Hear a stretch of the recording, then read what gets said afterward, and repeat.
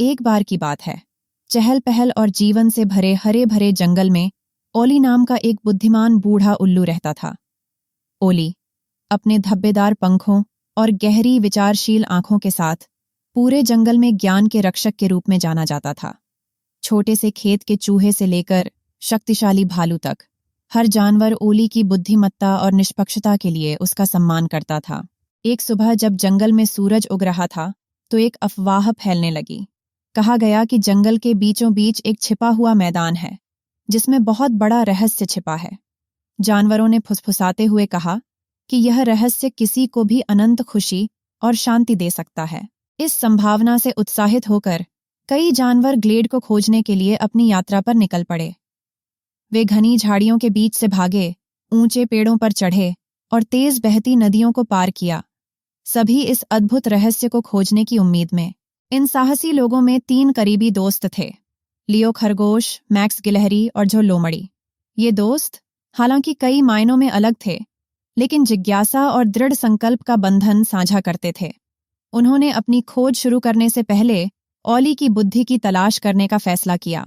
जब वे ओली के ओक के पेड़ के पास पहुंचे तो उन्होंने उसे एक शाखा पर बैठे हुए पाया। उसकी आंखें गहरे विचारों में बंद थीं। ओली, लियो ने पुकारा, हम जंगल में गुप्त घास के मैदान के बारे में पूछने आए हैं। क्या तुम हमें वहां तक पहुंचा सकते हो? ओली ने अपनी आंखें खोलीं और तीनों दोस्तों को देखा।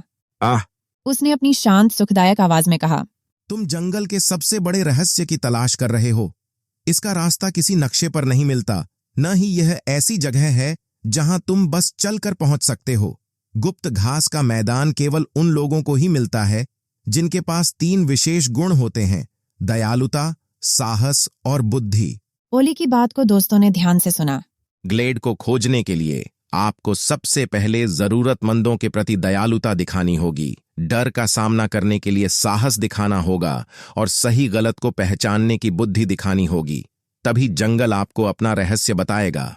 सलाह के इन शब्दों के साथ तीनों दोस्त जंगल में निकल पड़े। वे जंगल में घूमते रहे, रास्ते में अपने साथी जानवरों की मदद करते रहे, चुनौतियों का बहादुरी से सामना करते रहे और जब संघर्ष हुआ तो समझदारी से फैसले लेते रहे। दिन बीतते गए और हालांकि उन्हें घास का मैदान नहीं मिला था, लेकिन कुछ उल्लेखनीय हो रहा था। जंगल एक खुशहाल जगह बन गया।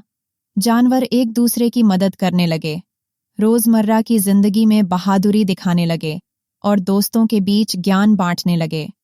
जंगल शांति और सद्भाव के स्थान में बदल रहा था। एक शाम जब आसमान सूर्यास्त के रंगों से रंगा हुआ था, दोस्तों ने खुद को जंगल के एक ऐसे हिस्से में पाया जिसे उन्होंने पहले कभी नहीं देखा था। वहां सुनहरी रोशनी में नहाया हुआ एक खुला मैदान था जो उन्होंने पहले कभी नहीं देखा था।